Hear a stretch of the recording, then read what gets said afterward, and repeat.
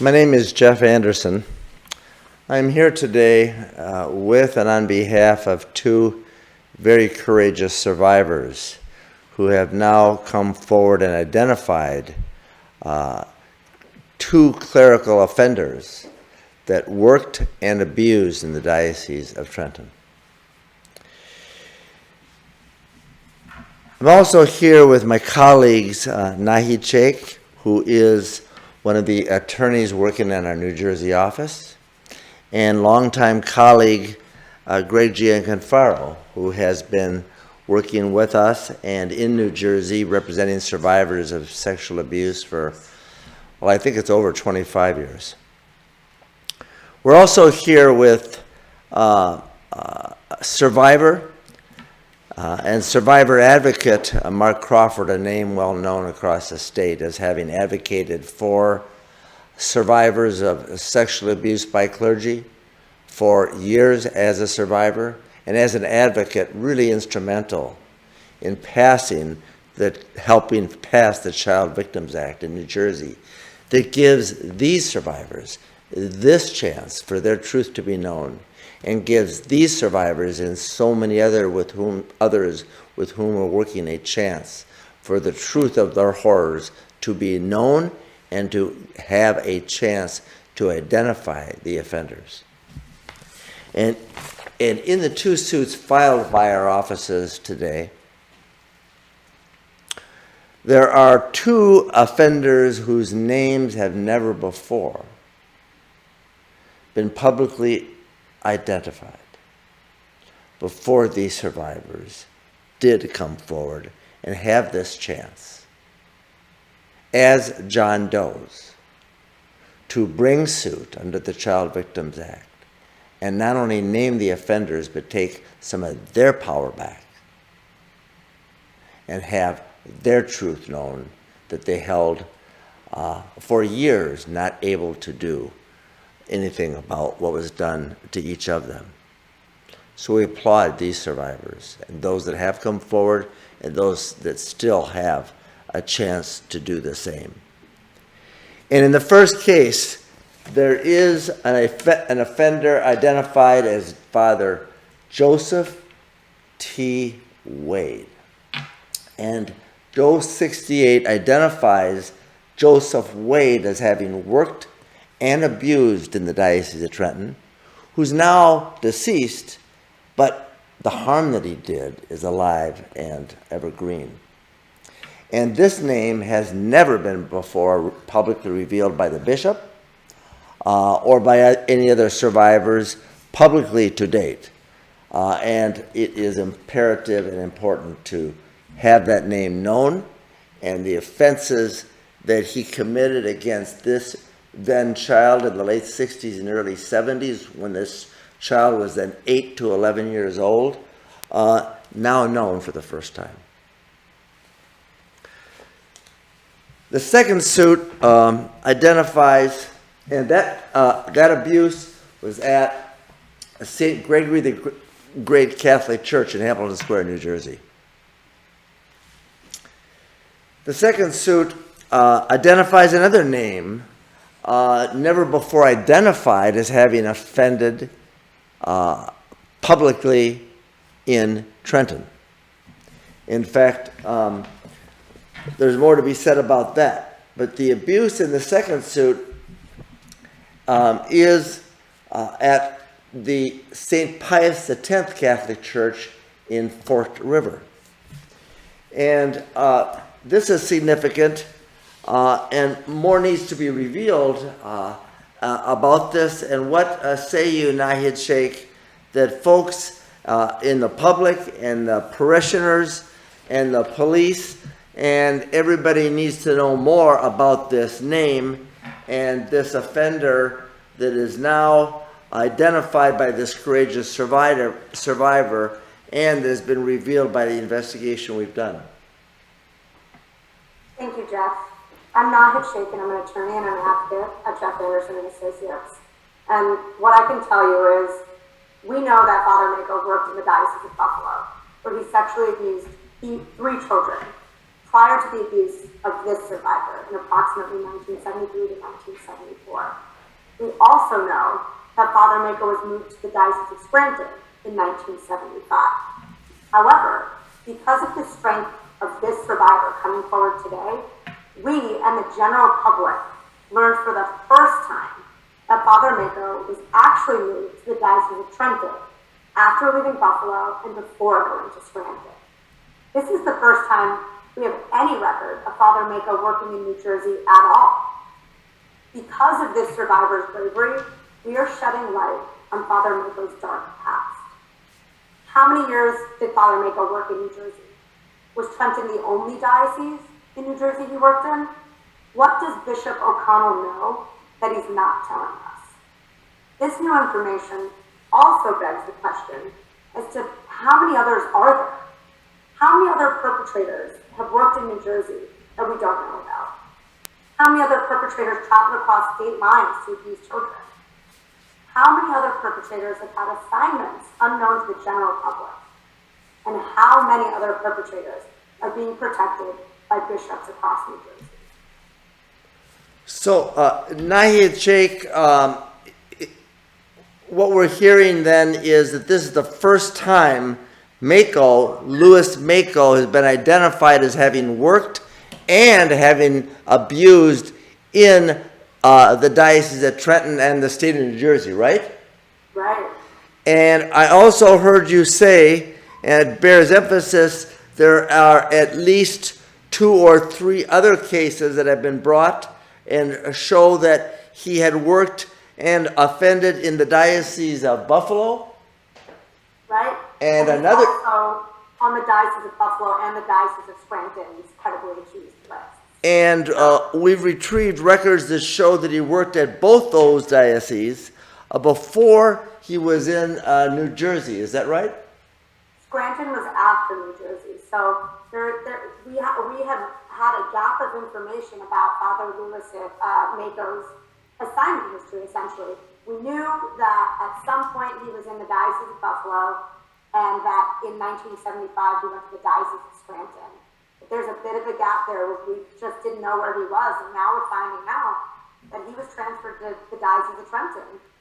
So we know he died in 1998, and we know that he worked and abused and is accused of abusing in Scranton. We know he's worked and accused of abusing in Buffalo, and now we know for the first time, revealed by this courageous survivor in this suit, that he worked and abused in the Diocese of Trenton. Right? Exactly. And what we also know is that the bishop has not put either of these names on his list. And they've never before been publicly revealed in New Jersey. So, Mark Crawford, you are a longtime advocate. You are a survivor, well known to folks throughout New Jersey because of the role you've had in advocating for changes in the law in New Jersey that protected perpetrators and those that would protect them, and now opened up the Child Victims Act so that there has been a window of time. And you advocated for that so powerfully and continue to do so. What is it, folks, you want to know today about these 2 suits and the other suits that are being filed by survivors? Oh, you're on mute.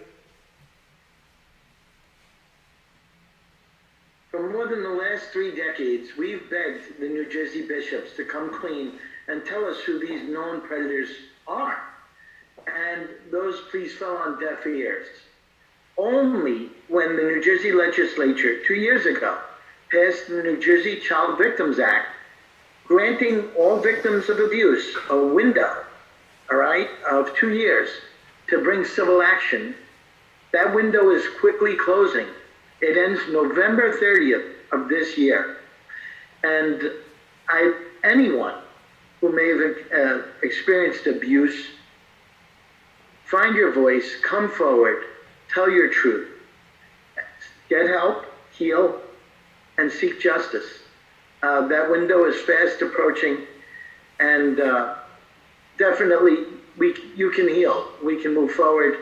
But expose, we want to call on the bishops again. The bishops, after the law passed, only after the law passed, did they promise to be open and transparent. They released some of their own lists with scant information in many cases, and in all cases we know there were predators known publicly that have been left off their lists. Why? Why do they not want the people of New Jersey to know who these men or clergy were, who worked, practiced in this state, at your schools, at our churches, and within the scouting community? How come they don't want to share what they know about who these predators were and are? So again, this is really important. It's about protecting the people, not the predators. So we call on our bishops to really finally live up to the commitment they made to come clean, tell the truth, tell the whole truth. We've been waiting decades for that, and we still don't have it. And it's a shame, but I am very proud of the survivors who find their voice, come forward, and expose what's long been hidden. So again, time is running out. Step forward, find your voice, reach out if you need help. We're here.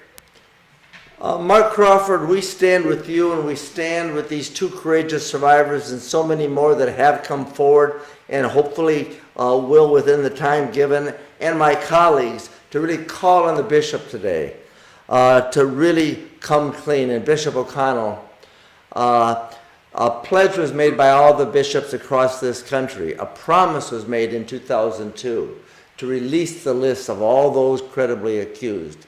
And a list was released in 2002. In the Diocese of Trenton, it has not been updated. And Bishop O'Connell, in the compensation plan that the diocese devised, there have been settlements made with a number of survivors, with a large number of offenders whose names have not been released by you. You have that list. You made those settlements. You know those names that worked and abused in the Diocese of Trenton. Release that list. We've identified, Bishop, 33 names of publicly accused offenders that worked and or have been accused of childhood sexual abuse that are not on the list. 33 that we've identified that have been publicly accused from other sources, either by lawsuit or public data. And so we beg you and we urge you to come clean and release all of these names and what is known by you and held by you. The time for the survivors to have this voice and know who has been offenders is running short. And it's time for you to update the list, to honor the promise you made to the people and to the public, and more recently, again, to all, to come clean. And it's time for the truth, and it's time for you to do that, and we ask you to do it today, because time is short. Gregory the Great, you have been working with survivors and over a quarter of a century, over 25 years. What more needs to be known and emphasized here today about where we are and why these courageous survivors have taken this action and the imperative before us, and why it is so important that we get the bishops and the Diocese of Trenton to really step up with the full truth and not the half-truth? Well, thank you, Jeff. As Nah had indicated previously, obviously today we're talking about two new priests who have not been outed. But what's so interesting about Father Louis Mako is the fact that he came from another state. And for decades and decades in New Jersey was a haven for pedophile priests from other states. because New Jersey had laws that would protect these priests. And that's why they all came in. So I think Father Louis Mako is one of dozens, if not hundreds, of clerics from outside of from other states who abuse within this state. And thankfully, those laws do not protect. Those laws do not exist anymore in this state, thanks to survivors like Mark Crawford.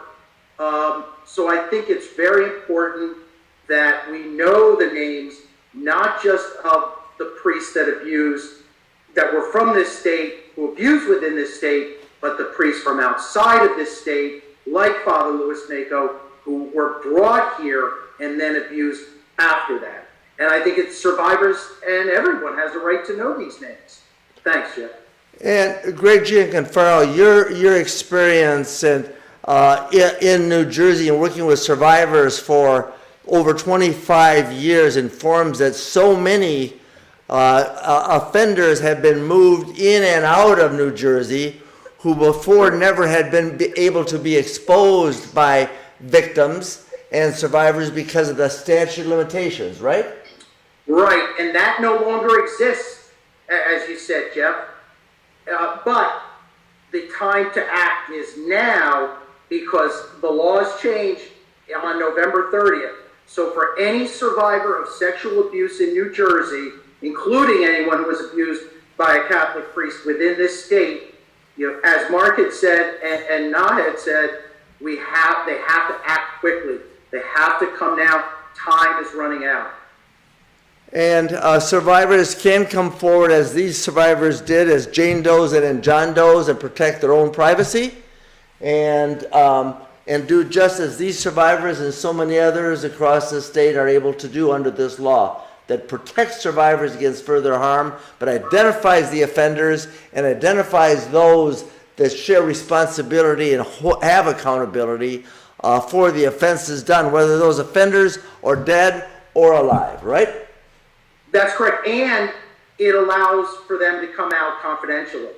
I think that's a very important part of the bill that Mark and I had insisted that be included with that bill. So survivors can come out confidentially. Mark Crawford, you've been living and working and just advocating for so long for survivors. Tell us why there's such a fierce urgency in your voice right now, and you speak with such passion and urgency to survivors, and you chose to stand with us and these survivors today.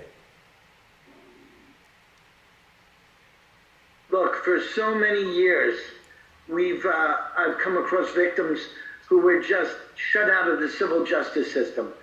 They were frustrated. They had nowhere to turn. They couldn't seek justice. Now they can, but the time is short. November 30th of this year, for anybody who was abused in the past, regardless of how long ago it may have occurred or the abuse occurred. So again, I urge anyone. I've worked with so many survivors who said, finally, when they spoke out and told their story, the burden, they felt relieved, and how good they felt about finally putting the shame, the blame, and the guilt back where it belonged, on the offender. And those actions protect others. They prevent others from becoming victims when we know who those predators are. We, again, have begged our bishops to tell us who they are. And again, only because or since the law has changed did they even share the little bit of truth that they knew. But the lists are absolutely incomplete. We've seen it, we know it.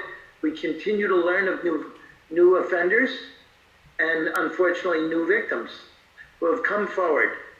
So there's no doubt there's more that is hidden, and it's time for our bishops to finally practice what they've preached, to live the gospel, tell the truth, put it all out there. If you want healing, if we want those people to move forward and seek justice, then it's time. It's time to tell the truth. Find your voice. You're not alone. You're not alone. Come forward. And instead of suffering alone, let me close by saying you can get help if you've been violated by a priest in New Jersey, and preserve your privacy. You can also help others come forward by identifying your offender, as these survivors here today. You can also help protect others in the future by having the truth known.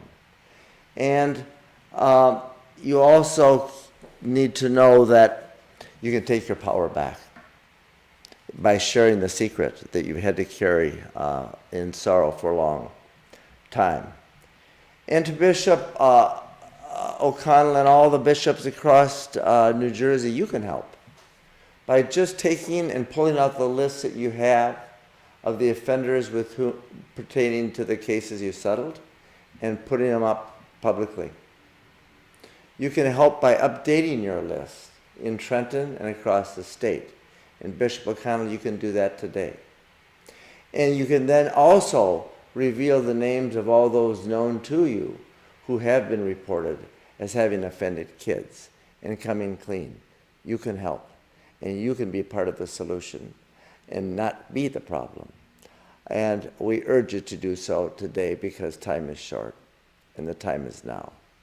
Thank you to all the survivors who stand with us and stand for themselves and the truth.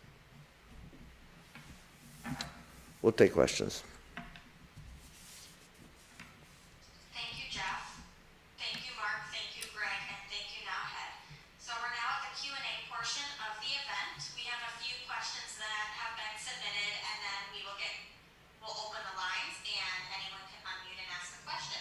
So the first question, Jeff, is, you mentioned a perpetrator that has been accused of abuse in 3 other lawsuits in New York. Do you know if the public or the parishes where he worked were notified of these lawsuits?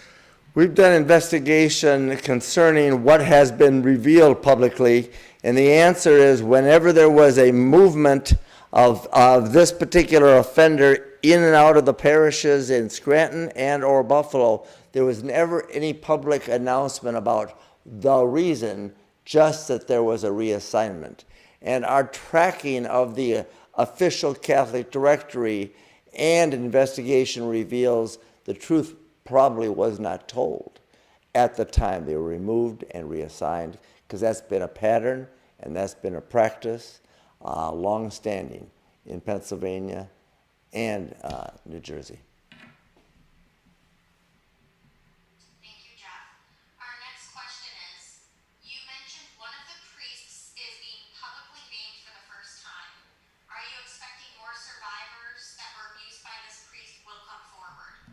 Every time a courageous survivor has a chance to bring a suit, such as this doe, and identifies Joseph T. Wade as having been an offender years ago, other survivors are given the opportunity to realize, I knew him, and he did this to me, and I had to hold this secret.